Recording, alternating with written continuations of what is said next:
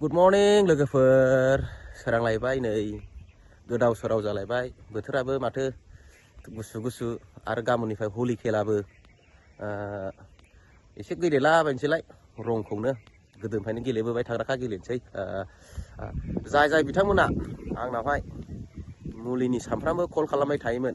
बे बिथांमोनहा मुलिखौ नांथारगौब्ला आङो बे बिथांमोननो मुलिखौहाय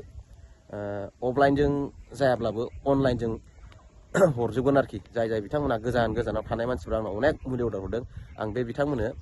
अनलाइनजों हरनाय जागोन बे आरो सोरबा अनेक नैबे ब्लेक कब्रा मुलिखौ बिहरगासिनो दंना आंनावहाय बे मुलिखौबो नोंथांमोना मोनजोबगोन गासिबो सोरबाथ' लाजियोनो माने अफलाइनाव लानो होननानै ओंखायनो आङो बेफोरबायदि मुलिखौ गासिबो बांसिनानो अनलाइन खालामनानै हरजोबगोन आरोखि जाय बिथांमोननो मुलिखौ नांगौमोन बे बिथांमोना नैबे स्क्रिनाव होनाय नाम्बारावहाय कन्टेक्ट खालाम होमबानो नोंथांमोना मोनगोन आरोखि मुलिखौहाय ब्लेक कब्राजोंल' नङा बेजों लोगोसे अनेक रोखोमनि मुलि दङ नानिखानि बिदिनो मोखाङाव सिथर जानाय ओरै मोखां थननाय ओमफ्राय बिदिनो मोदोम गिदिरफ्रा हामहोनाय ओमफ्राय जाय मोदोम फिसा बिसोरो फुंहोनो गोसोबा फुंहोनाय ओमफ्राय सोरबा फाइल्स बेमार जानायबा फाइल्सनि दं ओमफ्राय सोरनाबा खानाया गुबाय थायोबा खानाय गुगा होनायनि